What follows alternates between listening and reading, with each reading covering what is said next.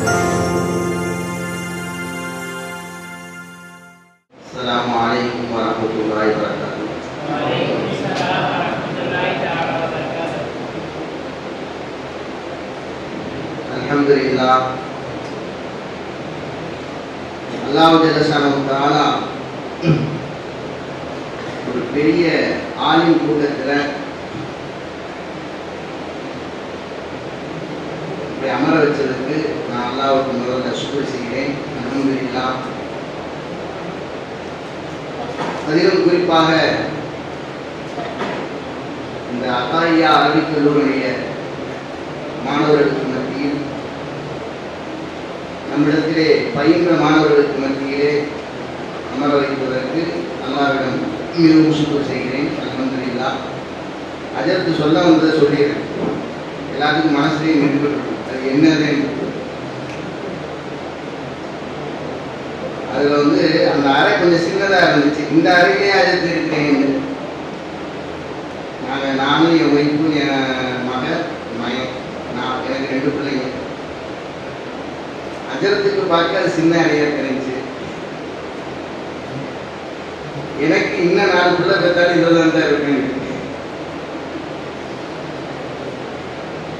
அதனால அதற்கு இனி போன அறையில் தன்னுடைய வாழ்க்கையை செலுத்துகிறாரே அப்படிங்கிற கவலை. அல்ஹம்துலில்லாஹ். அல்லாஹ் ஜல்ல ஷானஹு தஆலா அறை சிறுசாக இருந்தாலும் மனம் பெரிதாக இருந்தால் போதுமானது இல்லையா? அல்ஹம்துலில்லாஹ். இப்போ விஷயத்துக்கு வந்தோம். நேரம் ஆயிடுச்சு. நமக்கு அதற்கு கிதாபுல் புயூன்னு தலைப்பு போட்டிருக்கார். கிதாபுல் புயூ இந்த தலைப்புல பேசணும்னா பாடம் நடத்தணும். பேசணும், பாடம் நடத்தினா ஓடிடுவோம். சரி, பேசுறதுக்கு யூடியூப்பை திறந்தா நிறைய பேசிடுவார். யூடியூப்பை தட்டினாலே அதை விட 2வது நான் பெரிய பேச்சாளரும் கிடையாது. அதனால வந்ததுக்கு ஒரு சில காகிதாக்கள் அதை மனசுல வச்சுக்கிட்டு அதை புயூனா இவ்வளவுதான் அப்படிங்கிறது. புயூனா ஒரு பெரிய பாடம் நினைச்சுட்டு தெரியக்கூடாது. முதல்ல நம்முடைய எந்த பாடத்தை எடுத்துக்கிட்டாலும் இது நமக்கு விளங்காதோ அப்படின்னு நினைச்சா விளங்கு. இது விளங்குதான். நமக்கு இது விளங்காதோ அப்படின்னு நினைச்சா என்ன செய்யாது? விளங்கு. இது நமக்கு விளங்கிறோம், இதெல்லாம் ஒரு பெரியதான், ஒன்றும் பிரச்சனை இல்லை, கொஞ்சம் கவனமாக பார்க்கணும் அப்படின்னு நினைச்சா கண்டிப்பா விளங்கும். சொல்றது சரியா? அதனால நீங்க விரும்பி வந்தாலும் சரி, நீங்க விரும்பாம வந்தாலும் சரி, உங்களை தூக்கி உட்கார வச்சாச்சு, என்னைய தூக்கி இங்கே உட்கார வச்சாச்சு. அதனால இருக்கிற அந்த 1 மணி நேரம் தான், அந்த 1 மணி நேரம் கொஞ்சம் காது கொடுத்து கேளுங்க, முடிஞ்சா குறிப்பிடுத்துக்கணும். சும்மா சார் இது அவ்வளோதான். அதாவது இன்னொன்று என்னன்னு கேட்டா, இந்த ஹிதாயாங்கிற கிதாபை தூக்கிட்டாலே அது இவ்வளவு பெருசா இருக்கா, அதை பார்த்த உடனே பயந்துடுறேன். அதையும் சில நேரத்தில் மதியான நேரத்தில் போட்டுருவார் அந்த பாடத்தை. அதை மதியான நேரம் நினைக்கும் போது அது தூங்குற நேரம் நினைச்சிட்டு வருவோம். அப்போ கிதாபும் பெருசு, அந்த நேரமும் அவனுக்கு சூட்டபிள் ஆகாத நேரம். அதனால வரும்போது தூக்க கலக்கத்திலேயே வந்து அப்படியே உட்காந்து அப்படியே போயிடும். அதனால விளங்காமலே போயிடும். அதனால கொஞ்சம் சின்ன அடிப்படை விஷயங்களை மட்டும் நம்ம தெரிஞ்சுக்குவோம் இன்ஷா அல்லாஹ். சரி, முதல்ல கிதாபுல் புயூ அப்படின்னா கிதாபுனா என்ன? யாருக்கா தெரியுமா? Very good. புத்தகம், அது தமிழ் அர்த்தம்.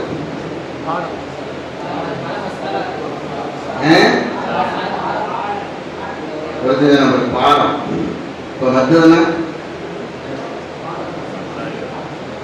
Very good. யார் சொன்னது? பல மசாலாக்களை உள்ளடக்கியது. யாரு சொல்லுங்கடா? உங்க பேர் என்ன? தௌஃபி. Very good. கிதாப் அப்படின்னு சொன்னா பல மசாலாக்களை உள்ளடக்கிய ஒரு தொகுப்புக்கு தான் என்ன பேர்? கிதாபுன்னு பேர். பல மசாலா இருக்கு, பல சட்டங்கள் அதுல இருந்தா அதை கிதாபுன்னு சொல்லலாம். கிதாப். இன்னொன்று இருக்குது பாபு. பாபு அப்படின்னா என்ன? பாபுனா என்ன? நீங்க சொல்றதெல்லாம் தமிழ் இருக்கா? நான் அரபியில கேட்கிறேன். பாபுண்டு நீங்க பிரிவு தமிழ் இருக்குங்க, அதை கேட்கிற அதுக்கிட்ட விளக்கம் கேட்டேன். நிக்கானா என்னன்னு கேட்டா என்னது? நிக்கானா திருமணம், அதெல்லாம் அது தமிழ இருக்கும். அதைத்தான் நான் கேட்டேன் அரபியில. நீ தமிழ்ல கேட்கிற நிக்கானா. நிக்கானா என்ன? அப்புது மௌலூன் லிமிட்டில் முத்தா. இதுதான் விளக்கம். இதுதானே சுகம் பெறுவதை சொந்தமாக்குவதற்கு குறிப்பாக்கப்பட்ட ஒரு ஒப்பந்தத்துக்கு பெயர் நிக்கா. ஒப்பந்தம். இது நிக்கா கேட்டோம்னா டவர்னு அதற்கு திருமணம். அதுபோல கிதாபு அப்படின்னா புத்தகம். கிதாப் அப்படின்னு சொன்னா பல மசாலா இருந்தா பல மசாலா கொண்ட ஒரு தொகுப்புக்கு கிதாப். பாப் அப்படின்னு சொன்னா வெரி குட். ஒரே வகையை சேர்ந்த தொகுப்புக்கு பாப். அதுல ஒரு மசாலாவும் இருக்கலாம், பல மசாலாவும் வரலாம். ஒரு மசாலாவும் இருக்கலாம், வெரி குட், பல மசாலாவும் இருக்கலாம். அப்ப சில நேரத்துல பாபா கூட கிதாப்னு சொல்லலாம், பல மசாலா இருக்கும்போது. சரியா? அடுத்து ஃபஸ்ல் அப்படின்னா என்ன? இதெல்லாம் பிக்கி கிதாப் வர்றது. கிதாபு பாபு ஃபஸ்ல பிரிச்சு போயிடுறாங்க. ஃபஸ்ல் அப்படின்னா என்ன? அதுக்கு தயாரிப்பு என்ன? ஒரே வகை இருக்கணும், ஒரே மசாலா இருக்கணும். ஒரே வகையா இருக்கணும், ஒரே மசாலா அப்படின்னா அதுக்கு பேரு ஃபஸ்ல். சரியா? இதான் கிதாபு பாபு ஃபஸ்லுக்கான வித்தியாசம். சரியா? சரி. அப்புறம் புயு அப்படின்னு எழுதிக்கிறாங்க. புயுன்னு தலைப்பு. கிதாபுல் புயு. புயு அப்படிங்கிறது பைக்கு ஜம்மு. பைக்குனா என்ன? வியாபாரம். தமிழ் இருக்கும். இந்த பத்தியா நிக்காவுக்கு தமிழ் இருக்கும் சொன்ன மாதிரி சொல்லிட்டு இருக்க கூடாது. பைக்குனா என்ன? அது லுகத்தர்த்தத்துல இஹ்ராஜு ஷை. என்னது? இஹ்ராஜு ஷை அனில் மில்கி பிமானி. ஒரு வஸ்துவை இஹ்ராஜ் நம்மகிட்ட வெளியாக்கு. அவன்கிட்ட பொருளை வாங்கிக்கிட்டு நம்மகிட்ட வெளியாக்கு. இஹ்ராஜு ஷை அனில் மில்கி பிமானி. இது லுகத்தர்த்தம். அல்லது இன்னொரு அர்த்தம் சொல்லலாம். இப்ப நம்மகிட்ட வெளியாக்குன்னு சொல்லலாம். அல்லது வேறொரு அர்த்தத்தை உள்ள நுழைக்கிறது. இதுகாலு ஷை ஃபில்மில். இதுகாலு ஷை ஃபில்மில் பிமாலின். ஒரு வஸ்துவை உள்ள நுழைக்கிறது. பிமாலின் ஒரு பொருளுக்கு பகரமாக. நம்மகிட்ட பொருள் நம்ம வெளியே கொடுக்குறோம், அவன்கிட்ட உள்ள நுழைக்கும். இதுதான் லுகத். ஷரியத் பைனா என்ன சொல்லுது அப்படின்னு கேட்டா, ஷரியத் என்ன சொல்லுது பைக்கு தாரிஃப் தெரியுமா?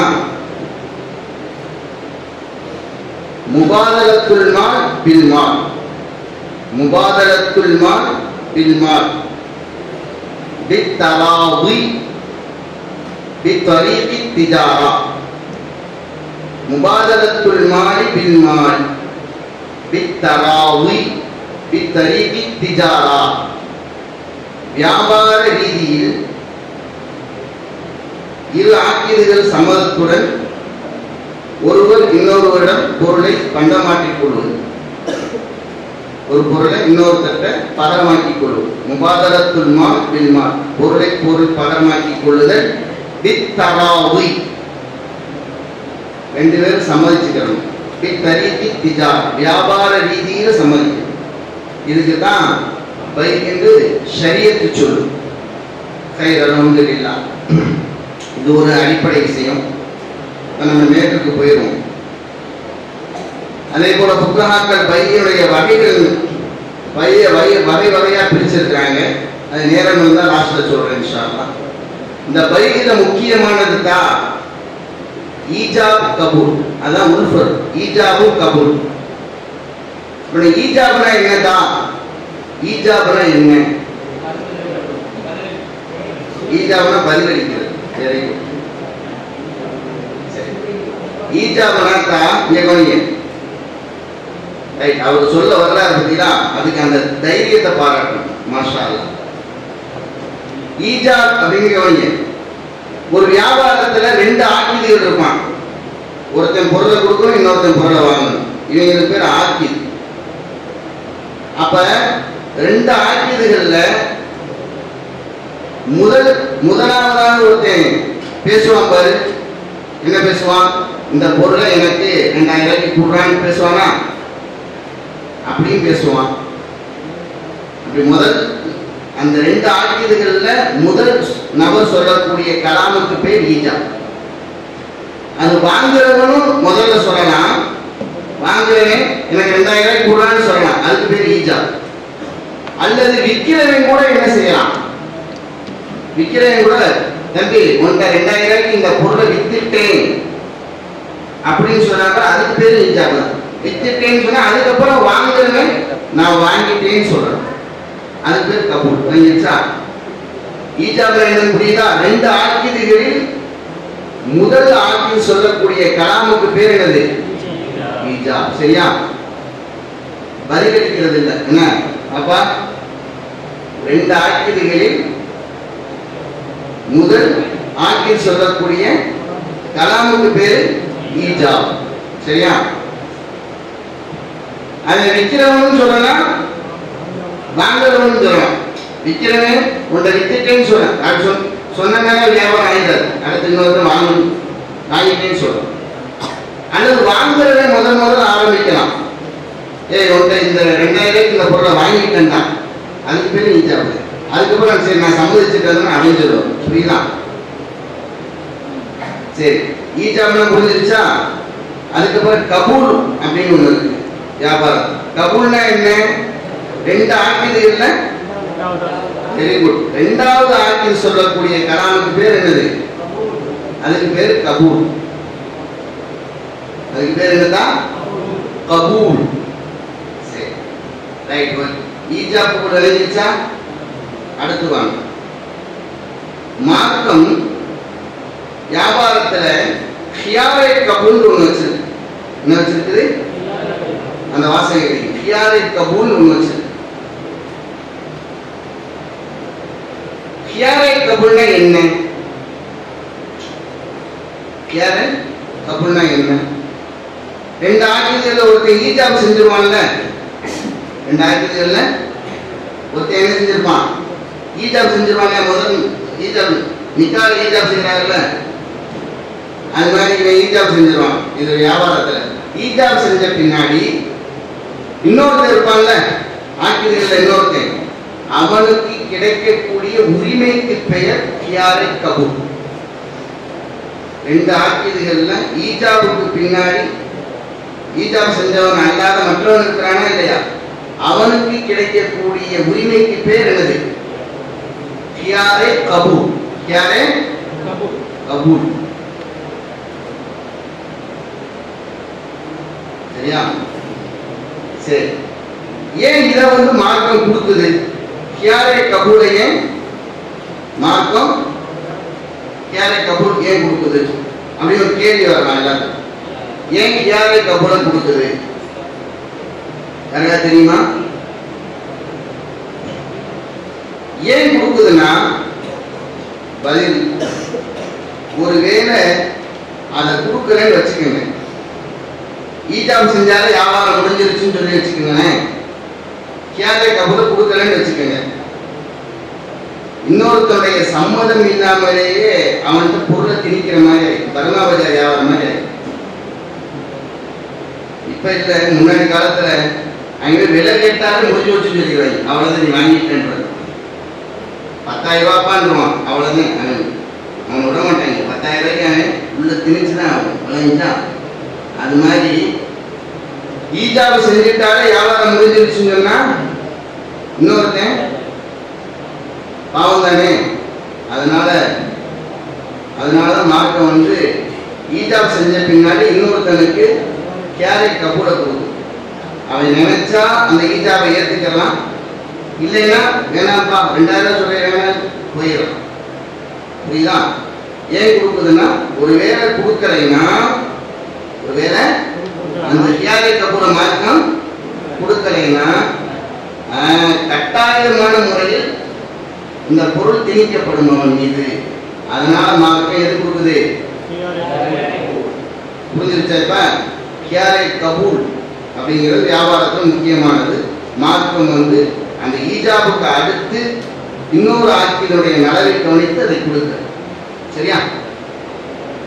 ரைட். அடுத்து கியாரே மஜ்லிஸ் ஒரு வாசகம் பயன்படுத்தப்படும். கியாரே மஜ்லிஸ் அப்படின்னு பைக்கில் இருக்கு. கியாரே மஜ்லிஸ். கியாரே மஜ்லிஸ்னா என்னங்க? கியாரே மஜ்லிஸ்னா என்ன அப்படின்னா, இப்ப 2 ஆட்கள் வியாபாரம் செஞ்சுட்டாங்க. 2 பேரும் உட்கார்ந்து இப்ப நீரும் நானும் செஞ்சுட்டோம். இந்த மாதிரி இந்த பேனாவை 100 ரூபாய்க்கு வித்துட்டேன்னு நீனும் வாங்கிட்டேன்னு சொல்லியாச்சு. ஆனா 2 பேரும் உட்கார்ந்தே இருக்கும். இந்த கியார் இப்ப 2 பேரும் இன்னும் எந்திரிச்சு போகல. இப்ப இந்த எந்திரிச்சு போகாத வரைக்கும், என்னதான் எந்திரிச்சு போகாத வரைக்கும் இந்த வியாபாரத்தை முடிக்கிற உரிமை இருக்குது. வியாபாரத்தை முடிக்கிற உரிமை, அந்த உரிமைக்கு பேர் தான் கியாரே மஜ்லிஸ். ஈஜாபு கபூல் முடிந்த பின்னால், ஈஜாபு கபூல் முடிஞ்ச பின்னாடி 2 ஆக்கியதற்கும் உரிமை இருக்கு. இந்த உரிமைக்கு பேர் என்னது? மஜ்லிஸ் முடிகிற வரைக்கும் அந்த உரிமை இருக்கு. அதுக்கு பேர் கியாரே மஜ்லிஸ். ஆனா இந்த கியாரே மஜ்லிஸ், இந்த கியாரே ஹனபி மதஹ்ல கூடாது.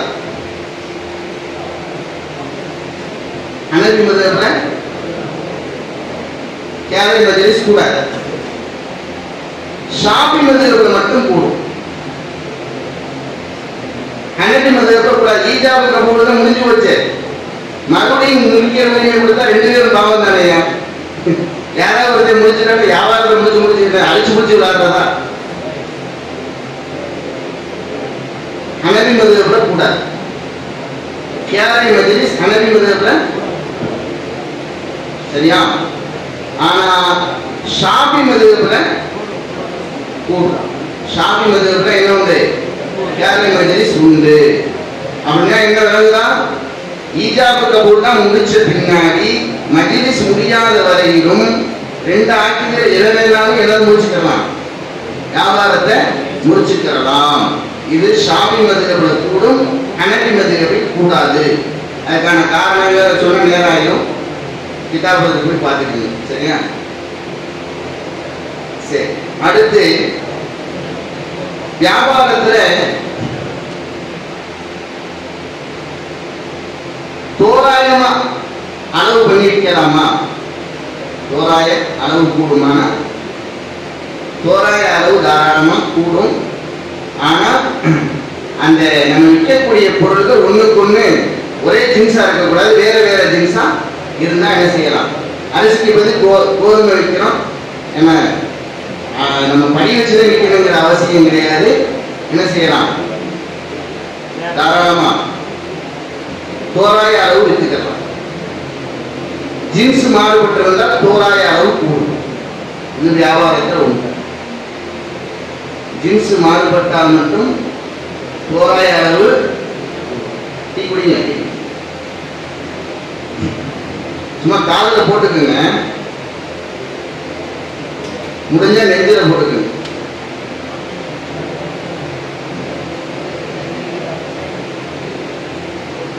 சரி. இப்ப பொதுவா வியாபாரம் செய்யும் போது இந்த படி இந்த மாதிரி இதை வச்சுதான் வியாபாரம் செய்வார். படி அளவு தெரிஞ்ச பாத்திரத்தை வச்சுதான் வியாபாரம் செய்யறோம். அளவே தெரியாத ஒரு குண்டா சட்டி எடுத்திருக்கும், அதை வச்சு வியாபாரம் செய்யறதுக்கு அளந்து போடலாமா அப்படின்னா தாராளமா கூடும். அளவே தெரியாத குண்டா சட்டி வச்சு என்ன செய்யலாம், அளந்து போட. இந்த குண்டா ஒரு குண்டா சட்டி இங்கே, இன்னொரு குண்டா அதே குண்டா சட்டியை வச்சு இங்கிட்ட அளந்து போடு. புரியுதா? ஏன் அளவு தெரியலையே? சரி படினா இந்த படி உடஞ்சி போனாலும் இன்னொரு படி இது முக்கா படியை வச்சு வேற வேற முக்கா படிகள் இருக்கும், அதை வச்சு அளந்து போட்டுக்கலாம். ஆனா பாத்திரம் அதே கூடும் அப்படின்னு கேட்டா நம்ம அளந்து போடுறதுக்கு உள்ள நம்ம அளந்து போடுறதுக்குள்ள இந்த பாத்திரம் செத்து போகுமா? பாத்திரம் சாவுமா? சாவாதுல்ல. அளந்து போறதுக்குள்ள சாகாது, சாவும், அதுக்கு நிச்சயம் சாவு உண்டு. ஆனா அளந்து போறதுக்குள்ள என்ன செய்யாது, அது அழியாது. அதனால அது கூடும். சரியா? தசையும் தசரும் வியாபாரத்தில் இருக்கு. ஒருத்தன் ஒப்படைக்கணும், ஒருத்தன் ஏற்றுக்கொள்ளணும். இது ரெண்டும் நடக்கிறதுக்கு முன்னாடி இந்த பாத்திரம் அழிந்து போகாது. அதனால் அளவு தெரியாத பாத்திரத்தை வைத்து என்ன செய்து கொள்ளலாம், அளந்து நிறுத்து போட்டு கொள்ளலாம். சரியா? ஆனா பேசியிருக்க வேண்டியது இந்த மாதிரி மாப்பிள்ள இந்த பாத்திரத்துல இந்த குண்டா சட்டியில ஒரு குண்டா அரிசி தந்து 2 குண்டா நான் கோதுமை தந்துடுறேன். சரியா? அப்படின்னு தான் கூடும். அதுக்கப்புறம் வியாபாரத்துல நீங்க தெரிய வேண்டிய முக்கியமான பாயிண்ட் என்னன்னு கேட்டா, வியாபாரத்துல 2 வாசகம் புலம்புவாங்க, கதிர் வஸ்புல் புலம்புவாங்க. என்னதான் அப்படின்னு புலம்புவாங்க. அந்த கதிர்னா என்ன, வஸ்புனா என்ன?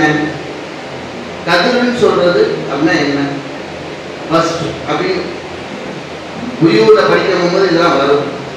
கதிர்னா என்ன, வஸ்புனா என்ன?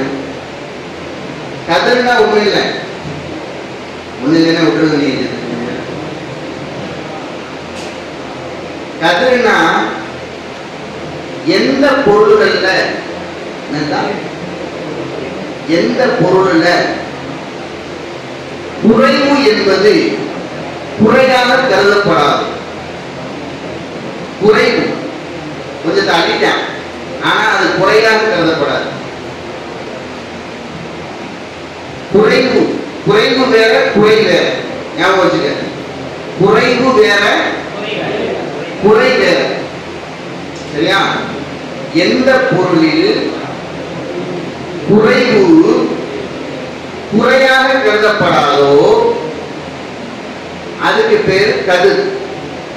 அந்த பொருளுக்கு பேர் என்னதான், இவட கிதிர்னு எழுதாது, கிதிர்னா சட்டி, கதிர்னு போட்டுக்க.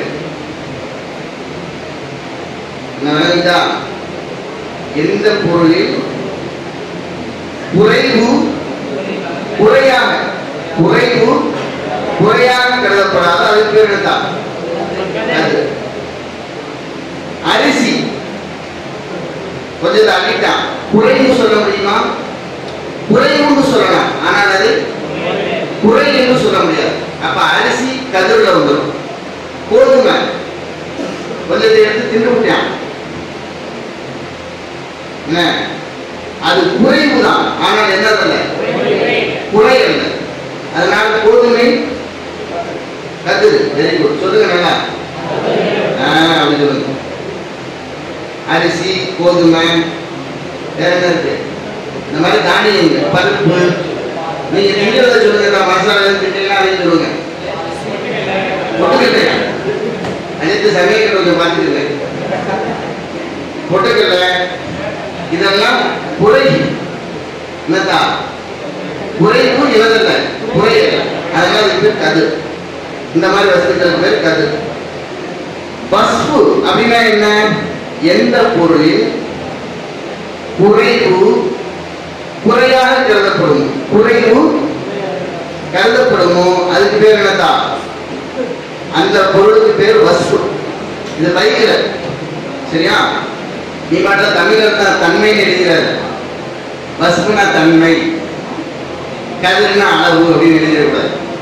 இது பயிரில் உள்ள கதிர் வஸ்புக்கு பேர். வஸ்புனா எந்த பொருள்ல குறைவு குறையாக கருதும். சரி, இந்த நீ போட்டு பேர் என்ன? கோட்டு அதை ஒருத்தன் கட் பண்ணிட்டான். அது என்னது? வெரி குட், குறை. அப்ப குறைவு குறையாக கருதப்படுவதெல்லாம் வஸ்து. அப்ப இந்த துணிங்கிறது எதுல வரும்? வெரி குட், எதுல வரும்? வஸ்துல வரும். சரி, ரைட். இதை எதுக்கு இப்ப சொல்லிக்கிட்டு தெரியும்? கதிர் வஸ்து விசேஷம். இப்ப கதிர் உள்ள பொருளுக்கு ஒரு சட்டம் இருக்கு, வஸ்து உள்ள பொருளுக்கு ஒரு சட்டம் இருக்கு. கதிர் உள்ள பொருளுக்கு சட்டம் இருக்குது, சட்டம் இருக்கு. அதுல கதிருக்குரிய சட்டம் என்ன? கதிருக்குரிய சட்டம் என்ன அப்படின்னா, ஒரு காய்தா எழுதுறாங்க. கதிருடைய முகாபலில் கதிருக்கு தோதுவாக சமன் வரும். கதிருக்கு தோதுவாக சமன். சமன்னா என்ன? கிரயம். நான் இதை மட்டும் எழுதிக்கீங்க, அப்புறம் விளக்கம் சொல்றேன். கதிருக்கு தோதுவாக எது வரும்? சமன் வரும். கதிருக்கு தோதுவாக சமன் வரும். இதுதான் கதிருடைய சட்டம். அப்படின்னா என்ன? கதிருக்கு தோதுவாக சமன் வரும் அப்படின்னா என்ன? இப்ப ஒரு 100 படி அரிசி 100 ரூபான்னு கேட்க, 100 படி அரிசி எனக்கு வேணும்பா, 100 ரூபாய் தந்துருப்பான்னு கேட்டான். அவரு 100 படி அரிசி 100 ரூபாய் தந்துறேன், எனக்கு 100 படி அரிசி வேணும். இப்ப அங்க போய் பார்த்தா 90 படி அரிசின்னு இருக்கு. எவ்வளவுதான் இருக்கு? இப்ப காய்தா என்ன? கதிருக்கு தோதுவாக சமன் வரும் இருக்குமா காய்தா? அப்ப எவ்வளவு ரூபாய் கொடுக்கணும் சொல்லுங்க? இதுதான் வேற ஒண்ணு. 90 ரூபாய் கொடுக்கணும். கதிருக்கு தோதுவாக எது வரும்? சமன் வரும். அப்படின்னா என்ன அர்த்தம்? கதிருடைய அந்த கதிருடைய பொருள்கள் எது முதல்ல விளங்கிக்கிறோம். அப்ப கதிருக்கு தோதுவாக சமன் வரும்னு சொல்லி இருக்கிறோம். அப்ப 90 நம்ம 100 படி அரிசி கேட்டா எவ்வளவுதான் இருக்குதா? அதனால எவ்வளவுதான் கொடுத்தா போதும்? 90 ரூபாய் கொடுத்தா போதும். சரியாதான்? 100 படி அரிசி 100 படியே இருக்குது, 100 ரூபாய் கொடுத்து 100 படி அரிசி இருக்குது. ரைட். 110 படி இருக்குது. என்னதான்? என்ன சட்டம்? இருங்க, அவசரப்படுவீங்கள? தெரியுது, இப்படி சொல்லி 110 இருக்குதா? நீ எவ்வளவு கேட்ட? அதனால 100 படி அரிசி 100 ரூபாய் கொடுத்து 100 படி அரிசி எடுத்துட்டு வந்துட்டு 10 படி பாய்க்கு போயிருக்கு. 10 படி நம்ம நீ கேட்டது அவ்வளவுதான் கேட்ட. நீ தெளிவா என்ன கேட்ட? 100 படி தானேப்பா தெளிவா வட்டூருக்குமா கேட்ட. அப்புறம் 100 படி எடுத்துட்டு வருவேன். 100 படியை எடுத்துட்டு 100 ரூபாய் கொடுத்து தூக்கிட்டு வந்துடணும். மீதி 10 படி யாருக்கு போயிடும்? பாய். இதான் கதிருடைய சட்டம். சரியா? புரிஞ்சிருச்சா? புரியாட்டான அவ்வளவு நேரம். அடுத்து வாங்க. வஸ்துக்கு தோதுவாக சமனு வராது அப்படின்னு படிச்சோம்ல. சமன் வராது, அது ஒரு காய்தான். வஸ்துக்கு தோதுவாக சமன் வராது. வஸ்துக்கு தோதுவாக சமன் வராது.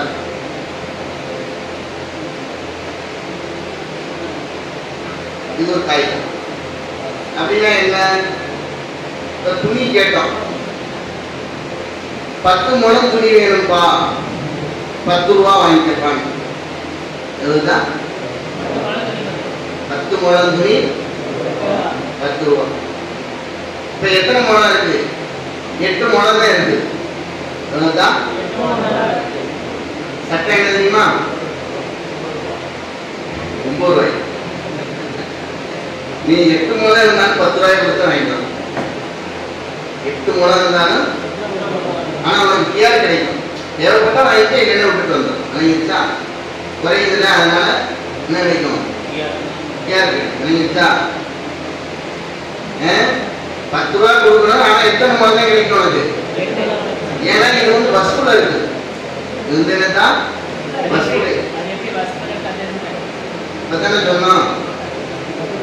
துணி துணி என்பது எப்படி வஸ்துன்னு சொன்ன எப்படி கண்டுபிடிச்சோம்? நீக்கிற அது குறை ஏற்படுத்தினால் குறையா, அதுதான் சொல்ல வந்தோம். சரியா?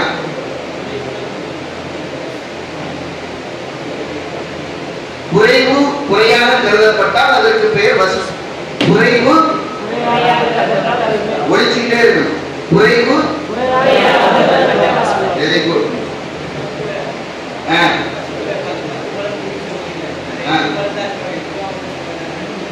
அதே வஸ்துக்கு சட்டை எப்படி எழுதியிருக்காருல்ல, வஸ்துவுடைய அது காயில என்ன பொதுவாக சமம் வராது அப்படி காயில படிக்கல. நீ பொதுவா வராது, பொதுவா வராதுன்னா 8 ரூபாய்க்கு 8 முழக்கு கரெக்டா 8 ரூபாய் வராது. 8 ரூபாயா இருந்தாலும் 8 முழம் இருந்தாலும் 10 ரூபாய் தான் கொடுக்கணும். இதுதான் அந்த காயிலாவுடைய இதெல்லாம். சரியா? சரி, 11 முழம் இருக்குது.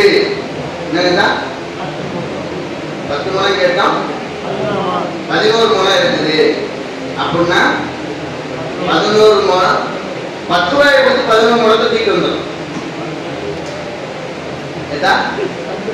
10 ரூபாயை கொடுத்துட்டு 11 முழத்தை தூக்கி வந்துடும். 11 ரூபாய் கொடுக்கணும்னு அவசியம் கிடையாது. ஏன்னா வஸ்துடைய சட்டம் என்ன? வஸ்துக்கு தோதுவாக சமன் வராது. சமன் கொடுக்க தேவையில்லை. கூட இருந்தாலும் அந்த குறைச்சலை கொடுத்துட்டு என்ன செஞ்சிடலாம், வாங்கிட்டு வந்துடலாம். இது பைக்கில் இது ஒரு முக்கியமான காரியம். சரியா?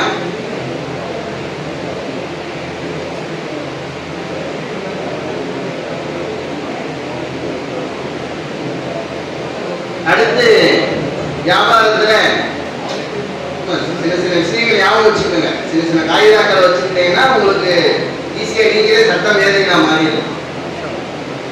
அடுத்து கவனிங்க, இது புரிஞ்சுச்சா? ரைட். வியாபாரத்துல அடுத்து நம்ம என்னன்னா இந்த வாசகத்தை ஞாபகம் வச்சுக்கோங்க. இத்திசாரே கலா, இத்திசாரே கலா. நம்ம கராரா இருக்கா? இத்திசாரே கவா கோப் அப்படிங்கிற வாசகத்தை ஞாபகம் வச்சுக்கோங்க. இதை வச்சு உங்களுக்கு ஒரு இத்திசாரே கரா. சரியா? இந்த அப்படின்னா என்ன? இத்திசாரே கரா அப்படின்னா என்ன? இப்ப ஒரு நிலத்தை வாங்குறோம், நிலத்தை வாங்கணும். அந்த நிலத்துல மரம் இருக்கு, அந்த நிலத்துல மரம் இருக்கு, நம்ம நிலத்துல வாங்குறோம். இப்ப அந்த மரம் இருக்கிறதா, அந்த மரம் இந்த நிலத்தினுடைய வியாபாரத்தில் நுழையுமா? அந்த மரம் சொல்லுங்க, நுழையுமா? அப்படின்னா அப்பதான் இது தேவை. இத்திசாலை கரா. இங்க கவனிங்க, இத்திசாலை கரார்னா இத்திசால்னா சேர்ந்து இருக்கிறது, கரார்னா உறுதியாக. இப்ப கவனிங்க, என்ன பாருங்க, பார்த்துட்டீங்களா? மரம்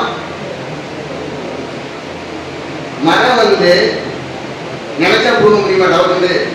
நீனும் நானும் போய் சேர்ந்து வாங்க மரத்தை இருக்கும் அப்படின்னு சொல்லிட்டு இழுத்தா முடியுமா? தான்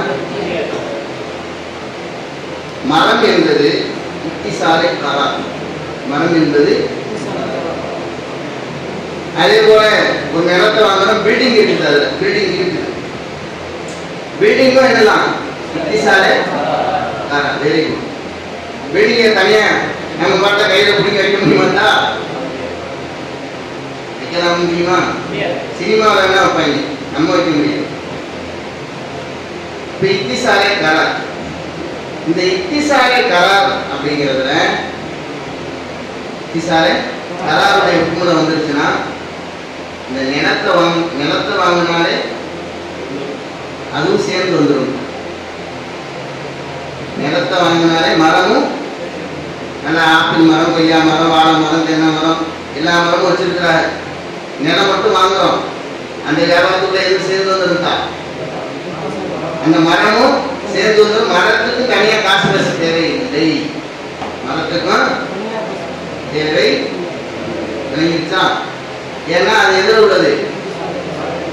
இத்திசாலே கரார். இந்த வாசகத்தை ஞாபகம் வச்சுட்டீங்களா? சரி, அடுத்து இன்னொரு வாசகம் இத்திசாலே பசு. இத்திசாலே லில் பசு. இந்த வாசகத்தை ஞாபகம் வச்சுக்கோங்க.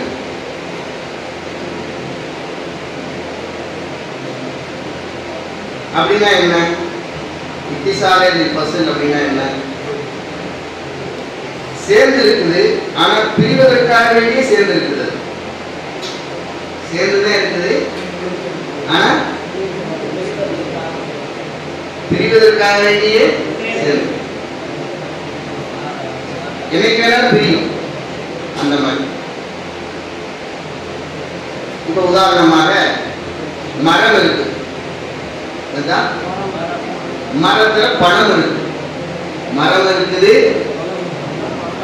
மரத்துல பழம் இருக்கு. மரத்துல பழம் சேர்ந்துதானே இருக்குது, ஆனால் அது கராரான முறையில் சேர்ந்து இருக்குதா? இன்னைக்கு வேணாலும் வெட்டிடுவாங்க, வெட்டிடுவாங்க. அது வந்து இத்திசாலே பசு. இத்திசாலே மரமும் பழமும். இது உதாரணம், மரமும் பழமும். இப்ப இத்திசாலே பசுடைய சட்டம் என்ன அப்படின்னு கேட்டா, நம்ம அந்த மரத்தை வாங்கணும்னு வச்சுக்கோங்க. இப்போ வந்து மரத்தை வாங்குறோம், மரத்துடைய வியாபாரத்துல பழம் சேருமானா? சேர. மரத்துடைய வியாபாரத்துல பழம் சேருமானா? சேர. காரணம் அது என்னது? பசு. மரத்துடைய வியாபாரத்துல சேராது. பழம் பழம் என்னைக்கு வேணா வெட்டப்படுத்தானே, அது வந்து சேர்ந்து இருக்குது, ஆனால் என்னைக்கு வேணாலும் காலியாயிடும். என்னைக்கு வேணாலும் காலியாயிடும். அது ஏறத்தாழ எது மாதிரி அப்படின்னு கேட்டா, இப்போ ஒரு நிலத்துல, இன்னொரு உதாரணம், ஒரு நிலத்துல நெல்லு காய போட்டிருக்கோம். ஒரு நிலத்துல நெல்லு காய போட்டிருக்கோம் தான், நிலத்தை ஒருத்தனுக்கு வித்தாச்சு. நிலத்தை ஒருத்தனுக்கு வித்தாச்சு. இப்ப நிலத்தை வித்தனால காயப்பட்ட நெல் அவனுக்கு போகுமா?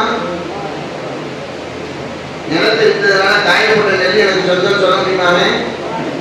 சொல்ல முடியாது. காரணம் அது என்னது? இத்திசாலே. வெரி குட், ஞாபகம் வச்சுக்கோங்க. என்னது? இத்திசாலே பசு. சேராது. அந்த வியாபாரத்துல எது சேராது? நெல் மேல காயப்பட்ட நெல் சேராது. ஞாபகம் வச்சுக்கோங்க. இத்திசாலே கராராக இருந்தால் அந்த அடிப்படை வியாபாரத்திலே அதோட சேர்ந்து இருக்கிறதெல்லாம் சேர்ந்துடும். இத்திசாலே பசு மாதிரி இருந்துச்சுன்னா அந்த வியாபாரத்துல மேல தொங்கிக்கிட்டு இருக்கிறதா சேரும். அதையும் சேர்த்துத்தான் சொன்னா சேரும். பணமும் சேர்த்து தாம்பா வியாபாரம் அப்படின்னு சொன்னா, மரத்தை வாங்குறோம், இந்த மரம் 10,000 ரூபாய்ப்பா, ஆனா அந்த பழம் சேர்ந்துதான்ப்பா சொல்லிதான் வச்சுக்கோங்க. சரி, புரியுதா? புரியுதாதான்? இந்த தூக்கம் வருதா?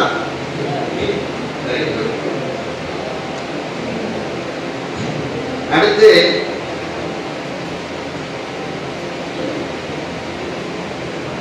பழங்களை வாங்கியிருக்கோம். பழங்களை என்ன செஞ்சிருக்கோம்? வாங்கியிருக்கோம். அதை மரத்திலே விட்டு வச்சிருந்தோம்னா என்ன சட்டம்? நம்ம வாங்கியாச்சு, வெட்டணுமா இல்லையா? பழத்தை வாங்கியிருக்கோம், பழம் மட்டும் வாங்கியிருக்கோம் தான், மரத்தில் தொங்குற பழம் வாங்கியிருக்கோம், மரத்திலே என்ன செஞ்சிருக்கோம்? விட்டு வச்சிருந்தா என்ன சட்டம்? ஆப்பிள் தொங்குது, ஆப்பிள் தொங்குது, மரத்திலே விட்டு வச்சிருக்கோம். இப்ப என்ன சட்டம் அப்படின்னா, நம்ம வாயு அந்த வித்தான்ல அவனுடைய அனுமதியோட நம்ம விட்டு வச்சிருந்தோம் வைங்கக்கா. இப்ப அந்த பழம் பழுத்து இருந்தாலும் அது நமக்கு ஹலால். ஆப்பிள் ஒரு சின்ன பழமா இருக்கும்போது வாங்கியாச்சு. இப்ப ஆனா அவன் கொஞ்ச நாள் வாங்கின பின்னாடி அவன்கிட்ட அனுமதி எடுத்து ஒரு 10 நாள் விட்டு வச்சுட்டு அதுக்கப்புறம் வெட்டிக்கிறேன்னு சொல்லணும். அப்படி அவனுடைய அனுமதியோட விட்டு வச்சிருந்து அந்த பழம் பருத்தால் அது நமக்கு ஹலால். அது நமக்கு ஏனென்றால் அவனுடைய அனுமதி இருப்பதனால் இந்த பருவனாக இருக்கக்கூடியது நமக்கு ஹலால் ஆகிவிடும். சரியா? அவனுடைய அனுமதியோடு விட்டு வச்சிருந்தான். ஆனா வாயுடைய அனுமதி இல்லாம நம்ம விட்டு வச்சிருந்தோம். பழம் நல்லா பருத்துருச்சு. என்னதான் ஒரு பழம் 100 கிராம் இருந்தது, இப்ப 150 கிராமா மாறிடுச்சு. 100 கிராம் இருந்த ஆப்பிள் 150 கிராமா மாறிடுச்சு. இப்ப இது என்ன செய்யறது? அவன் வாய்க்கு அனுமதி வாங்கல. என்ன செய்யறது அப்படின்னா, இந்த 50 கிராமுடைய தொகையை நாம் சதகா செய்கிறது. இந்த 50 கிராமுடைய தொகையை 100 கிராம் ஆப்பிள் 10 ரூபா, 150 கிராம் ஆகிடுச்சு. 10 நாள் விட்டதுல இப்ப அதனால ஒரு 5 ரூபா அந்த ஆப்பிளுக்கு எக்ஸ்ட்ரா 15 ரூபா, 15 ரூபாய்க்கு போகுதுன்னு வச்சுக்கோங்க. 100 கிராம் ஆப்பிள் 10 ரூபாய்ன்னு வச்சுக்கோங்க. இப்ப 15 ரூபாய்க்கு போகுது 150 கிராம் வந்தவங்க. இப்ப அந்த 5 ரூபாய் என்ன செஞ்சிடணும்? அது நமக்கு ஹலால் அல்ல. அதனால என்ன செஞ்சிடணும்? அந்த தொகை சதக்கா செய்து விட வேண்டும். வாயுடைய அனுமதி இல்லாமல் விட்டதுதான். சரியா? சொல்ல புரியுதா? ஆனா ஒண்ணு, நம்ம அந்த பழத்தை விட்டு வச்சிருந்தோம். அந்த பழம் பருமன்லாம் ஆகல. என்ன செய்யற? ஏற்கனவே தண்டுகள்லாம் காஞ்சி போச்சு. ஏற்கனவே தண்டுகள்லாம் காஞ்சிருக்கு. இனிமே சத்து உறிஞ்சுற அளவுக்கு அதுக்கு தெம்பு இல்லை அந்த பழத்துல. எப்படி நம்ம வாங்கினோமோ அதே மாதிரிதான் இன்னமும் இருக்குது. நாம் அதிகமாக இருக்குது. அதனால நிறம் மட்டும் மாறி இருக்கு. என்னது? நிறம் மட்டும் மாறி இருக்கு. மற்றபடி எந்த இதுவும் மாறல. எக்ஸ்ட்ரா அதோடைய பருமன் வரல. அப்படின்னா நாம எதுவும் கொடுக்க வேண்டியது இல்லை. நாம எதுவும் அனுமதியோட விட்டுருந்தாலும் கொடுக்க தேவையில்லை, அனுமதி இல்லாம விட்டுருந்தாலும். ஏன்னா அவனுடைய சொத்துல இருந்து நம்ம எதுவும் அபகரிக்கலையில, அந்த மரத்துல இருந்து எதுவும் நம்ம என்ன செய்யல, பிரயோஜனம் அடையலையா. அதனால எதுவும் கொடுக்க வேண்டியதில்லை, சதக்காவும் செய்ய வேண்டியதில்லை. சரியா? ஏன்னா பழம் அப்படியே இருக்கு. அதனால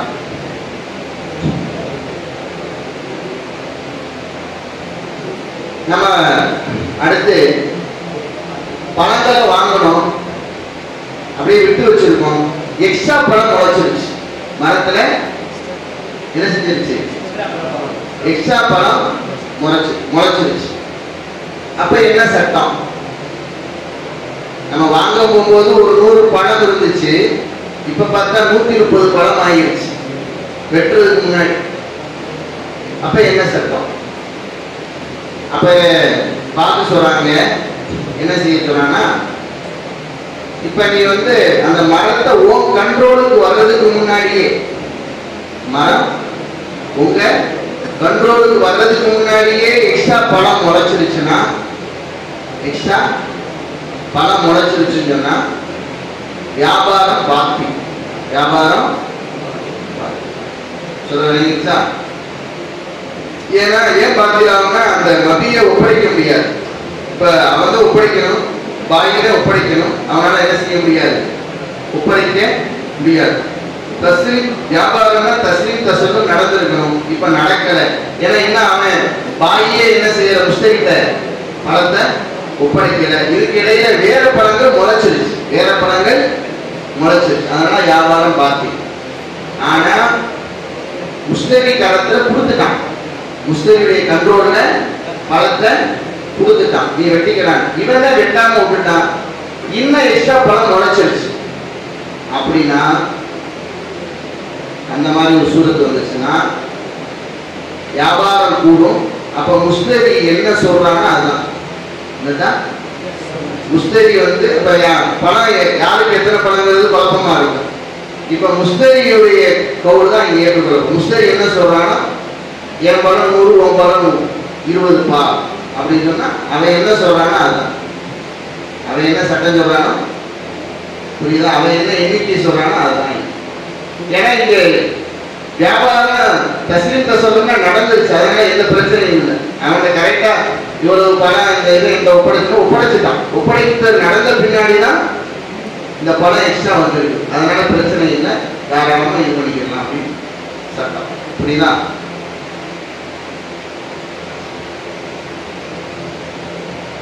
அடுத்து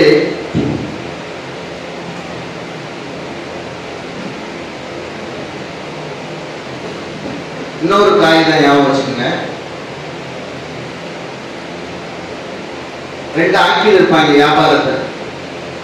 2 ஆக்கில் இருப்பானா, ஒருத்தன் வந்து பொருள் கொடுப்பான், இன்னொருத்தன் காசு கொடுப்பான். அந்த இல்லைன்னா ஒண்ணு பொருள் காசு, இல்லைன்னா இவனும் பொருள் கொடுப்பான், அதுக்கு பதிலாக இன்னொருத்தன் பொருள் கொடுப்பான் இல்லையா? ஒருத்தண்ட இருக்கிறது மபீகு, இன்னொருத்தண்ட இருக்கிறதுக்கு சமன். ஒருத்தண்ட இருக்கிறதுக்கு பேர் என்னது? மபீகு. அதுக்கு பேரு பகரமா வாங்கக்கூடிய பொருளுக்கு பேரு சமன். அசல் பொருளுக்கு பேரு மபீகு, பிரதி பொருளுக்கு பேர் என்னதா? சமன் பேரு. சரி, இப்ப மபீகும் அளந்து கொடுக்கணும், சமனும் அளந்து கொடுக்கணும். இப்ப ரெண்டுமே பொருளுக்கு பொருள் பகரமாட்டாங்க வைங்க. இதையும் அளந்து கொடுக்கணும், அதையும் அளந்து கொடுக்கணும். அதான் உண்மை. மபியை ஒப்படைக்கிறது. இப்ப பாயில மபியை கொடுப்பாரு, அங்க முஸ்தரி என்ன கொடுப்பாரு? இங்க சமனை கொடுப்பாரு. இப்ப மபிய அளந்து கொடுக்கும் போது அந்த அளந்து கொடுக்கறதுக்கு ஒருத்தர் நியமிச்சா அந்த கூலி யாரு கொடுக்கணும்? அந்த கூலி யாரு கொடுக்கணும்? கூலியை யாரு கொடுக்கணும் அப்படின்னு கேட்டா ஞாபகம் வச்சுக்கணும், அந்த கூலி அந்த பாயிலே கொடுக்கணும். யாரும் கொடுக்கணும், ஏன்னா அவனுக்கு தான் அதை ஒப்படைக்கிறது கடமை. சரியா? அதே போல சமனுக்கான கூலி, சமனை ஒப்படைக்க அளந்து கொடுத்தான்னு சொன்னா அதுக்கான கூலி யாரு கொடுக்கணும்? முஸ்தரி. சமன் யாரு கொடுப்பார்? முஸ்தரி கொடுப்பாரு. அப்ப அதுக்கான கூலி யாரு கொடுப்பா? சொல்லுங்கக்கா.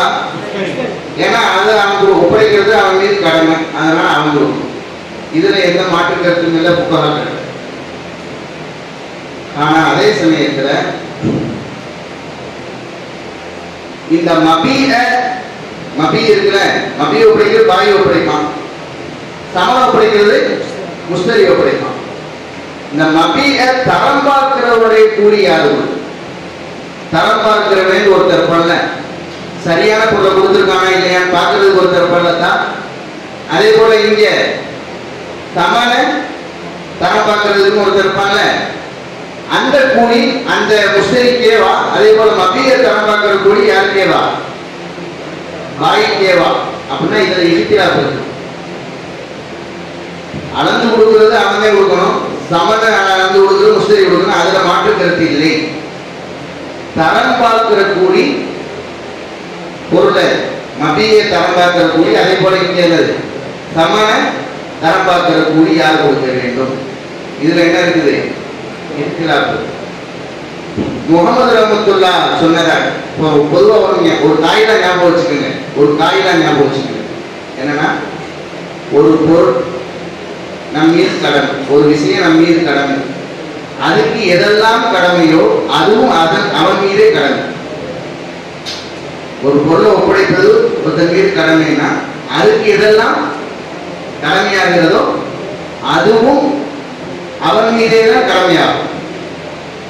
இது ஒரு காயிதா புரியும் அப்படின்னு சொல்லவா? ஒரு பொருளை ஒப்படைப்பது கடமை, அதற்கு எதுவெல்லாம் கடமையோ அதுவும் அவன் மீதே கடமை.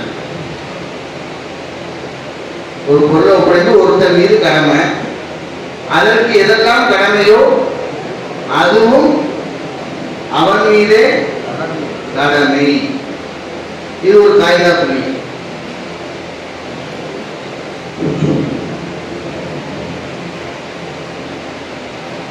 புரிஞ்சுருக்கா? சரி, இப்போ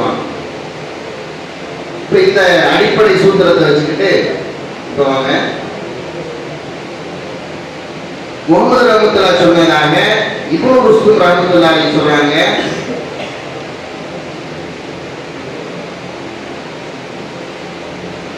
சமான தரம் பார்க்கிற கூலி சமனா முஸ்தரி கொடுக்க வேண்டியது, அத கூலி பாயி தான் கொடுக்கணும். இவன் அங்க தரம் பார்க்கறது இவன் தான் பார்க்கணும், பாயி தான் பார்க்கணும், பாயி தான் கொடுக்கணும். அதே போல மபிய தரம் பார்க்கிற கூலி யார் கொடுக்கணும்? நேர எதிர்பார்த்து முஸ்தரி கொடுக்கணும் அப்படின்னு முகமது ரஹ்மத்துல்லாஹி சொன்னதாக இப்னு ருஸ்தும் ரஹ்மத்துல்லாஹி சொல்றாங்க. நேர் மாற்றம் தரம் பார்க்கிறது மபீது பாயி சமனு முஸ்தரி. ஆனா அதுக்கான தரம் பார்க்கிறது அப்படியே நேர் மாற்றம். தரம் பார்க்கிறது நேர் மாற்றம். சமனு முஸ்தரிட்டு இருந்து வர சமன பாயி தரம் பார்க்கணும். அதனால அதுக்கான கூலி யாரும் கொடுக்கணும், பாயிலே கொடுக்கணும் அப்படின்னு முகமது ரஹ்மத்துல்லாஹி சொன்னதாக இப்னு ருஸ்தும் ரஹ்மத்துல்லாஹி சொல்றாங்க. ஏன் சமனுக்கான கூலி தரம் பார்க்கிற கூலினா சமனை ஒப்படைச்ச பின்னாடி அது நல்லதா இருக்கா இல்லையான்னு பாயி தான் அதை என்ன செய்யணும், பார்த்துட்டு நல்லா இல்லைன்னா திருப்பி கொடுக்கணும். அதனால யாரெல்லாம் சமனுக்கான தரம் பார்க்கிற கூலி பாயி கொடுக்கணும். அதே போல மபி இங்க இருந்து முஸ்தரிட்ட போன பின்னாடி அந்த மபி நல்லதா இருக்கா கெட்டதா இருக்கான்னு பார்க்கிறது கடமை யாருக்கு உண்டு? முஸ்தரிக்கு உண்டு. பாயிலிருந்து வந்த மபிய தரம் பார்க்கிறது முஸ்தரியின் கடமை. அதனால அதுக்கான கூலி முஸ்தரி தான் கொடுக்க வேண்டும் என்று முகமது ரஹ்மத்துல்லாஹி சொன்னதாக இப்னு ருஸ்தும் ரஹ்மத்துல்லாஹி சொல்றாங்க. சரியா? ஆனா அடுத்து இப்னு சமா ரஹ்மத்துல்லாஹி சொல்றாங்க. அதே முகமது ரஹ்மத்துல்லாஹி சொன்னதாக இப்னு சமா சொல்றாரு. என்ன சொல்றாரு அப்படின்னு கேட்டா, மபீன எப்படி பாய் ஒப்படைக்கணுமோ அதே போல அதை தரம் பார்க்கிறது யாருதான் ஒப்படைக்கணும்? பாய் தான் ஒப்படைக்கணும். ஏன்னா அவனே நல்ல பொருளை கொடுக்கணும்ப்பா. நல்ல பொருளா பார்த்து வைத்து முஸ்தரிட்ட ஒப்படைக்கிறது யாருக்கு மீது கடமை? பாயின் மீது கடமை அப்படின்னு முகமது ரஹ்மத்துல்லாஹி சொன்னாங்கன்னு யார் சொல்றா? இப்னு சமா. யாரு? இப்னு சமா ரஹ்மத்துல்லாஹி சொல்றாங்க. அப்ப மபிய தரம் பார்க்கிற கூலி பாயினா கொடுக்கணும், அங்கிட்டு சமன தரம் பார்க்கிற கூலி முஸ்தரினா கொடுக்கணும்னு சொல்லி யார் சொல்றா? முகமது ரஹ்மத்துல்லாஹி சொன்னதாக இப்னு சமா ரஹ்மத்துல்லாஹி சொல்றாங்க. அவன் நல்ல பொருளை கொடுக்கறது அவன் இது கடமைங்க. ஒப்படைச்ச பின்னாடி பார்க்க கூடாது, முன்னாடி என்ன செய்யணும்? நல்ல பொருளை கொடுக்கணுங்க. அதனால அவர் மீது கடமைன்னு சொல்லி முகமது ரஹ்மத்துல்லாஹி சொன்னதாக இப்னு சமா ரஹ்மத்துல்லாஹி சொல்றாங்க.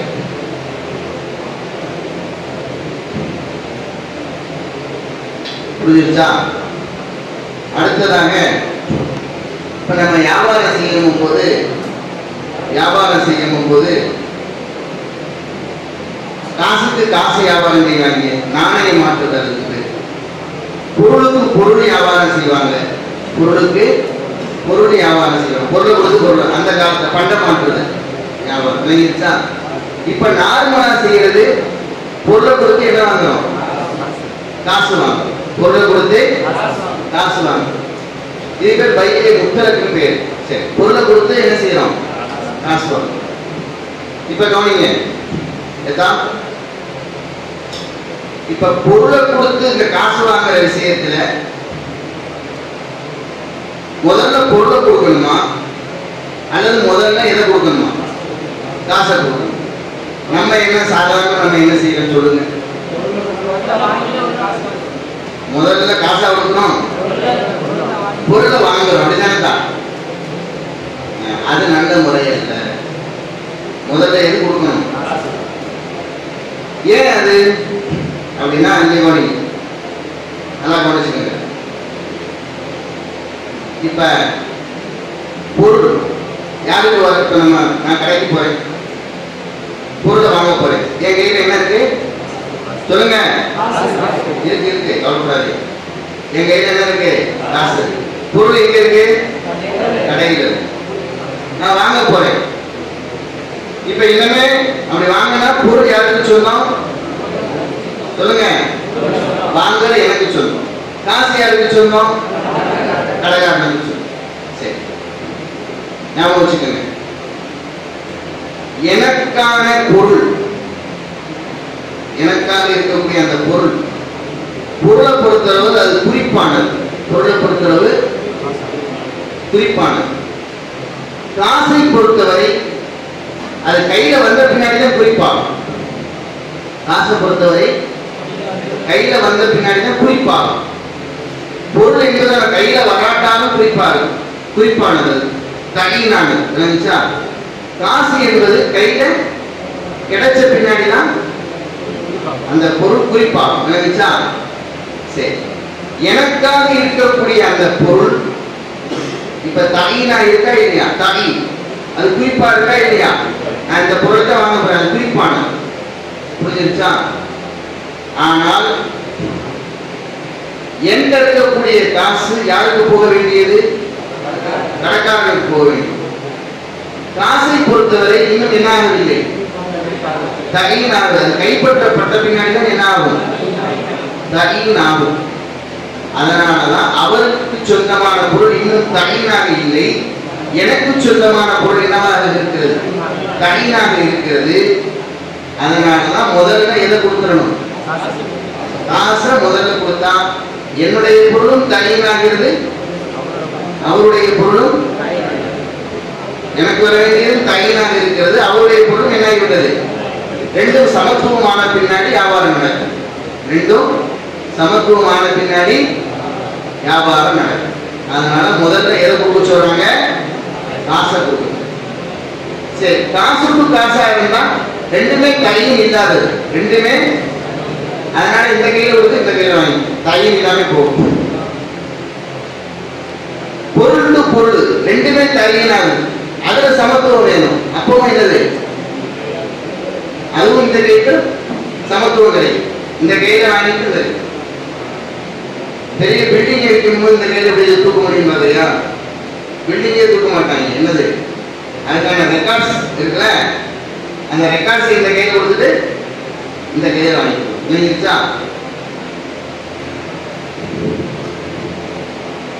இது சமத்துவம் தெரியும் வியாபாரம். பொருள் கொடுத்து காசு கொடுத்து பொருள் வாங்கினா முதல்ல எதை கொடுக்கறதா சிறந்தது? காசை கொடுத்து வாங்குவது சிறந்தது அப்படின்னு புகார்கள் எழுதுறாங்க.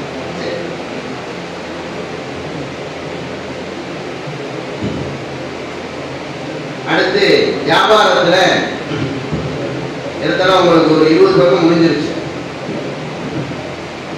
வியாபாரத்துல கியாரு ஷர்த்து மார்க்கம் ஒரு கியார் கொடுத்தது. கியாரு ஷர்த், கியாரு ஷர்த் அப்படின்னா என்ன?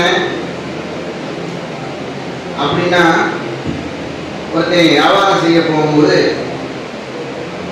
எப்பா நம்ம 2 பேரும் வியாபாரம் செஞ்சாச்சு, ஆனா 3 நாள் பயணம், இதை உறுதிப்படுத்துறது. 3 நாள் ஓகே சொன்னா சொல்லலாம், இல்லைன்னா வேணான்னு சொல்லலாம். கொஞ்சம் அதுக்கு தண்ணி பாட்டல், இந்த தண்ணி பாட்டல் 10 ரூபாப்பா, சரி மாப்பிள்ள ஓகேன்னு சொல்லிட்டாங்க. ஆனா 3 நாள்ப்பா டைம். இந்த ஓகே சொன்னதுக்கு ஓகே சொல்ல, ஓகே சொன்னதுக்கு சரி வாங்கிட்டு போவாங்கல்ல, 10 நாள் சொல்லி ஓகே சொல்லி வாங்கிட்டு, சரி 3 நாள் டைம், இது உறுதியா நான் எடுத்துக்கிறது. இந்த கியார் ஷர்த்து விற்கிற பாயும் வச்சுக்கலாம். இந்த 3 நாள் டைம், 3 நாள் 8 நாள் முடிவு பண்ணாங்க. பாயும் சொல்லலாம், யாரும் சொல்லலாம், முஸ்தரியும் சொல்லலாம். புரிஞ்சுச்சா? விற்கிற பாயும் சொல்லலாம், யார் தான் சொல்லலாம், முஸ்தரியும் சொல்லலாம். வியாபாரம் இப்படி மார்க்கம் அனுமதி கொடுத்திருக்குது. கியார் ஷர்த் இது ஏன் அனுமதி கொடுத்துச்சுங்கன்னா, ஹப்பான் இப்னு முன்தரி ஒரு சஹாபி, பாவம், அவர் நம்மளை போல ஒரு ஏமாளியா இருந்திருப்பாரு.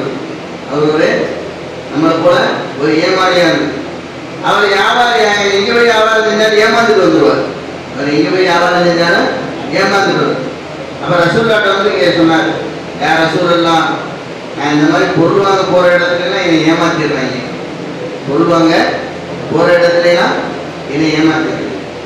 அப்போ ரசூலா சொன்னாங்க, நீ ஒன்றும் கவலைப்படாத, 3 நாள் எனக்கு உரிமை இருக்குன்னு சொல்லி வாங்கிட்டு வா, 3 நாள் எனக்கு உரிமை இருக்குன்னு சொல்லி வாங்கிட்டு வா. அதனால 3 நாள் டைம், 3 நாள் வரைக்கும் அந்த கியார் ஷரத்து பயன்படுத்தும். வியாபாரம் செய்யறோம், அது வாங்கி அந்த உரிமையை வச்சுக்கலாம், வாங்குறவங்க வச்சுக்கலாம், விற்கிறவங்க வச்சுக்கலாம், யார் வேணாலும் முடிச்சுக்கலாம், யார் வேணாலும் ஆள் வாங்கலாம், யார் வேணாலும் முடிச்சுக்கலாம். இது வந்து கியார் ஷரத்துன்னு இதுக்கு பேர். இந்த கியார் ஷரத்து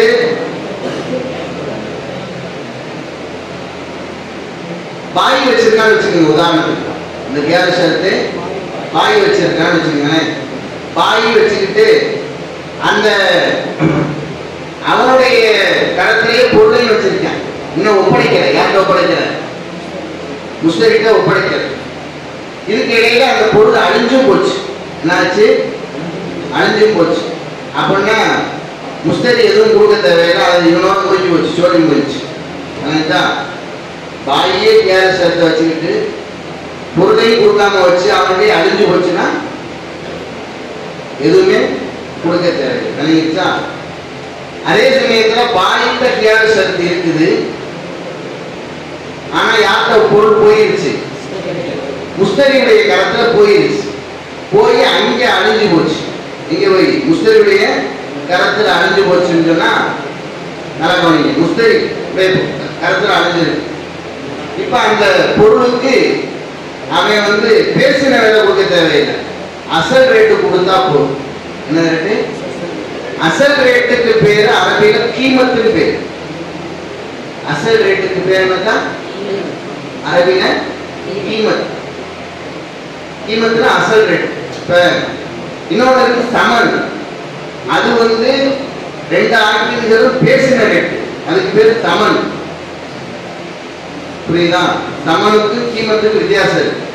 சமன்ல 2 ஆட்களும் பேசி ஒரு முடிவுக்கு வந்து இத்தனை ரூபாய் முடிவு பண்ணியிருப்பாங்கல்ல, அதுக்கு பேர் என்னது? சமன். கீமத்துனா என்னது? அந்த பொருளுடைய அசல் ரேட். இப்ப பாயியே அந்த இதை வச்சுக்கிட்டதுனால, பாயியே கியார் வச்சுக்கிட்டதுனால அவன் வித்து விற்காத மாதிரி, அவன் வித்தும் விற்காத மாதிரி. கியாரே எதுக்கு வச்சிருப்பான் தெரியுமா? நான் வித்துட்டேன் ஆனா விற்கிறேன்னு சொல்ற மாதிரி, நான் வித்துட்டேன் பட் உங்க விற்கிறோம் அப்படின்னு சொல்ற மாதிரி அவனே வச்சுக்கணும். அதனால அங்கே போய் அழிஞ்சு போச்சுன்னு சொன்னா அவன் எதை கொடுத்தா போதும், அசல் ரேட்டை கொடுத்தா போதும், பேசின ரேட்டை கொடுக்க தெரியாது. 10,000 ரூபாய் பேசியிருப்பாங்க, 2,000 ரூபாய் 10,000 ரூபாய்க்கு வாங்கியிருக்கான், பாவம் ஏமாந்து போய் 10,000 ரூபாய் கொடுக்க தேவையில்லை, எவ்வளவு கொடுத்தா போதும், அந்த அசல் ரேட்டை 2,000 ரூபாய் கொடுத்தா போதும். இது வந்து பாய்கிட்ட கியார் இருக்கும்போது அங்கே அழிஞ்சிருச்சு. சரி, முஸ்தரிட்ட கியார் இருக்குது, என்னதான் முஸ்தரிட்ட கியார் இருக்குது. முஸ்தரிட்ட கியார் இருந்து பாயிட்ட என்ன இங்க நம்மகிட்ட வரல, பாயிட்டே இருக்குது, அங்கேயே அழிஞ்சு போச்சு. இப்பவும் நம்ம எதுவும் கொடுக்க தேவை, அவன் இன்னும் ஒப்படைக்கவே இல்லைங்க, அதனால எதுவும் கொடுக்க தேவையில்லை.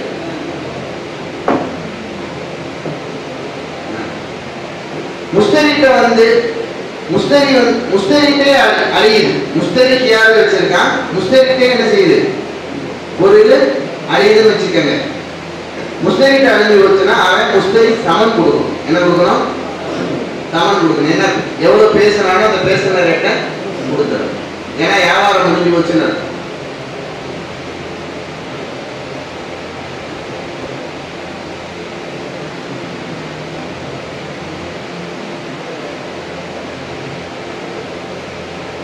இது வந்து கியாரு ஷர்த்துன்னு ஒரு இது. அடுத்து கியாரு உரியத்துன்னு ஒண்ணு மார்க்கம் வச்சிருக்குது. ஒரு பொருளை பார்க்காம வாங்கிட்டோம், ஒரு பொருளை பார்க்காம வாங்கிட்டோம், பார்க்காம வாங்கினா எப்ப பார்க்கிறோமோ நமக்கு கியார் கிடையாது, எப்ப பார்க்கிறோமோ நம்ம கியார் கிடையாது. இது வந்து ஹனபி மதுஹப்ல மட்டும்தான். ஷாஃபி மதுஹப்ல பார்க்காம பொருளை வாங்கவே கூடாது. ஷாஃபி மதுஹப்ல பொருளை பார்க்காம என்ன செய்யக்கூடாது, வாங்கவே கூடாது. ஆனால் நம்ம மதுஹப்ல பார்க்காம வாங்கலாம், வாங்குறவனுக்கு மட்டும்தான் தெரியாது.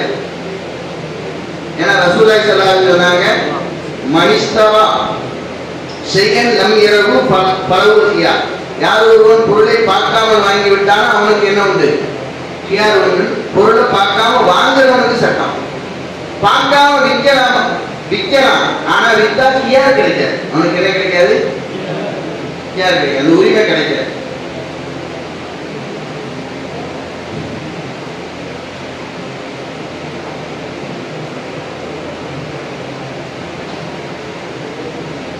பார்க்காம விற்கிறதுக்கு கியார் கிடைக்காது, வாங்குறவனுக்கு உண்டு. உஸ்மான் ரலியல்லாஹு தஆலா அன்ஹு பஸ்ராவில் ஒரு நிலத்தை வித்துட்டாங்க. பஸ்ராவில் ஒரு நிலத்தை உஸ்மான் ரலியல்லாஹு வித்தாங்க. யார்கிட்ட வித்தாங்க, தலஹத்துக்கு உபைதுல்லாஹ்ட்ட வித்தாங்க. வித்த உடனே இப்ப இந்த கோல்முட்டி உடைய பையன்ல அவங்க வந்து உஸ்மான்கிட்ட, எப்பா நீ என்னப்பா நல்லா போற இடத்தை இப்படி ரொம்ப கம்மியான விலைக்கு வித்துட்டு ஏமாத்தப்பட்டுன்னு சொல்லிட்டாங்க. இங்க வந்து தலஹத்துக்கு உபைதுல்லாஹ்ட்ட போய், அப்ப அவர் சொன்னாரு நான் பார்க்காம வித்துட்டேன்னு உஸ்மான் சொன்னார். இங்க வந்து தலஹத்துக்கு உபைதுல்லாஹ்ட்ட போய் நீ என்னப்பா இப்படி கம்மியான ரேட்டு கொடுக்க வாங்காம நிறைய ரேட்டு கொடுத்து வாங்கிட்டு அப்படின்னு சொல்லிட்டு ஏமாந்துட்டேப்பா அப்படின்னு தலஹத்துக்கு உபைதுல்லாஹ்ட்ட போய் அப்படி போட்டு கொடுத்துட்டாங்க. அப்ப தலஹத்துக்கு உபைதுல்லாஹ் சொன்னாரு, நான் பார்க்காம வாங்கினேன், அதனால எனக்கு கியார் இருக்குது. அவர் சொன்னாரு நான் பார்க்காம வித்தேன், எனக்கு கியார் இருக்குது. இவர் சொன்னாரு நான் பார்க்காம வாங்கிட்டேன், எனக்கு கியார் இருக்குன்னு தலஹத்துக்கு உபைதுல்லாஹ். ரெண்டு பேரும் பிரச்சனையை ஜுபைர் இப்னு முத்தைம் ரலியல்லாஹு போய் வைக்கிறாங்க. இந்த மாதிரி உஸ்மான் சொன்னாரு நான் வந்து ஏமாந்துட்டேன், பார்க்காம வித்துட்டேன், கம்மியான விலைக்கு வித்துட்டேன். இவர் சொன்னாரு தலஹத்துக்கு உபைதுல்லாஹ் நான் பார்க்காம வாங்கிட்டேன், நிறைய விலை கொடுத்துட்டேன். ஜுபைர் இப்னு முத்தைம் கடைசியா யாருக்கு தீர்ப்பளிச்சாங்கன்னா இந்த ஹதீஸை வச்சு தலஹத்துக்கு உபைதுல்லாஹ் அவருக்கு தீர்ப்பளிச்சார். அவர் தான் பார்க்காம வாங்கினது.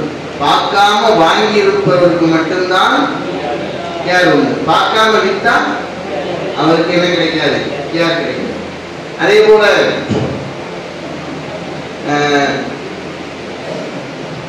ஒரு கண் தெரியாதவர் வாங்கலாமா, இந்த பொருளையும் வாங்கலாமா அப்படின்னா அவரும் தாராளமா வாங்கலாம். அவர் வாங்குறதுன்னா எப்படி, அவருக்கு பார்க்கிறவருடைய சட்டம் எப்படி, சுவைக்கக்கூடிய பொருளாக இருந்தால் சுவைத்தால் அவர் பார்த்தவரை போல, சுவைத்து வாங்கிட்டாருன்னு சொன்னா பொருளை பார்த்து வாங்கின மாதிரி. நுகர்ந்து இப்ப அத்தர் மாதிரி நுகர்ந்து உள்ள பொருள்கள் அவர் அந்த கண்ணே தெரியாதவர் நுகர்ந்து வாங்கிட்டாரு அப்படின்னா அவர் பார்த்துதான் வாங்கியிருக்காருங்கிற சட்டத்துக்கு வந்துருவார். இல்லைங்களா, அவரு பார்த்துதான் வாங்கியிருக்காரு அப்படிங்கிற சட்டத்துக்கு வந்துருவார். அதே போல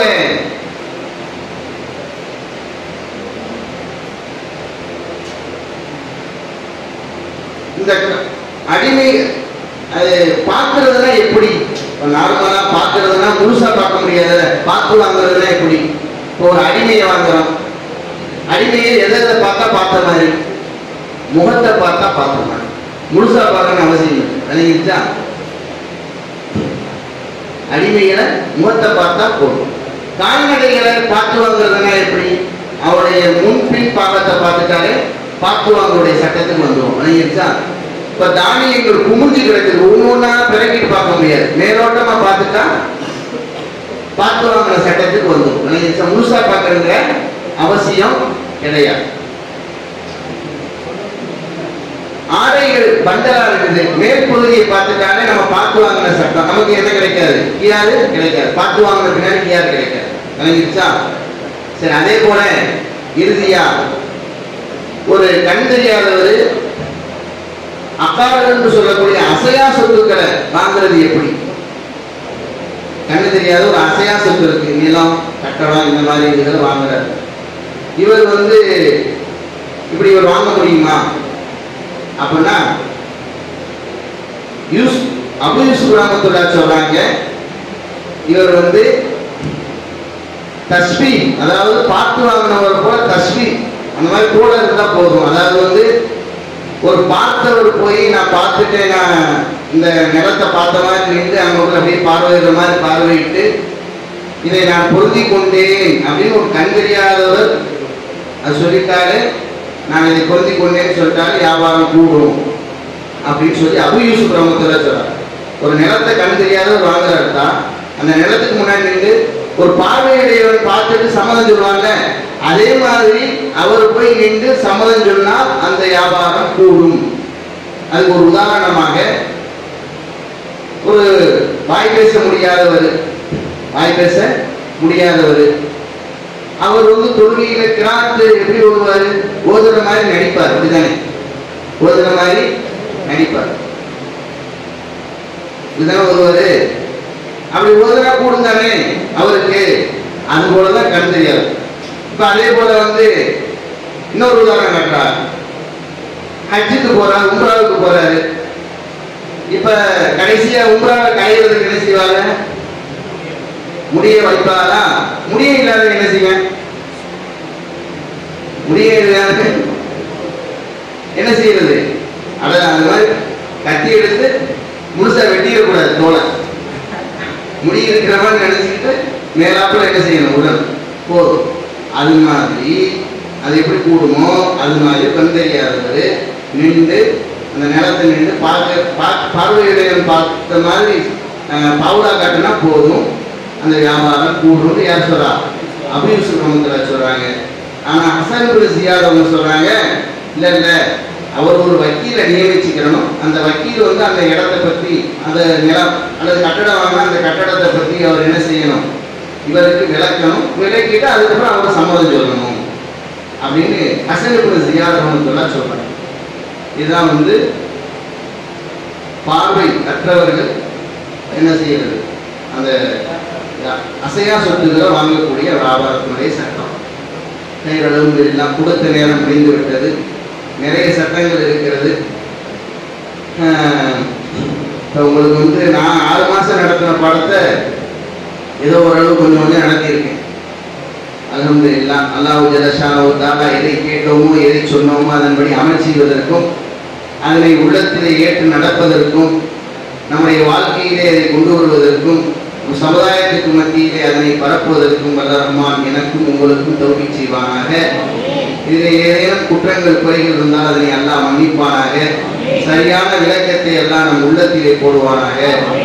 அல்லாஹ் ஜல்ல ஷானஹு தஆலா நம்முடைய வாழ்விலே அதிகமான இன்மை பெற்று அதன்படி அமல் செய்யக்கூடிய பாக்கியத்தை வல்ல ரஹ்மான் நம் அனைவருக்கும் தந்தருள் புரிவானாக. இங்கே இந்த முயற்சி எடுத்து நடத்தி கொண்டிருக்கக்கூடிய இந்த நல்ல உள்ளங்களை எல்லாம் பொருந்திக் கொள்வானாக. அவருடைய முயற்சியை கபூல் செய்வானாக. மேலும் அவருடைய ஸ்தாபனங்களை எல்லாம் விஸ்தீர்ணப்படுத்தி தருவானாக. அவர்களுடைய நல்ல எண்ணங்களை எல்லாம் கபூல் செய்வானாக. அவருடைய எல்லா கஷ்டங்களையும் நீக்கி அருள் புரிவானாக. நல்ல சிந்தனையை எல்லாம் பொருந்திக் கொள்வானாக. அல்லாஹ் ஜல்ல ஷானஹு தஆலா சமுதாயத்திலே பெரும் மாற்றங்களை கொண்டு வருவதற்கு உங்களை என்னையும் காரணமாக்கி தந்தருள்வானாக.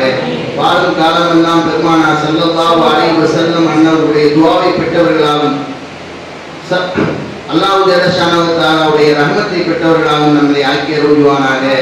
லா இலாஹா இல்லல்லாஹ் முஹம்மது ரசூலுல்லாஹ் என்ற திருக்கலிமாவோடு நம்முடைய மரணத்தை அல்லாஹ் ஆக்கி அருள்வானாக. வாஹிரு தஅவானா அல்ஹம்துலில்லாஹி ரப்பில் ஆலமீன். அஸ்ஸலாமு அலைக்கும் வரஹ்மத்துல்லாஹி வபரகாத்துஹு.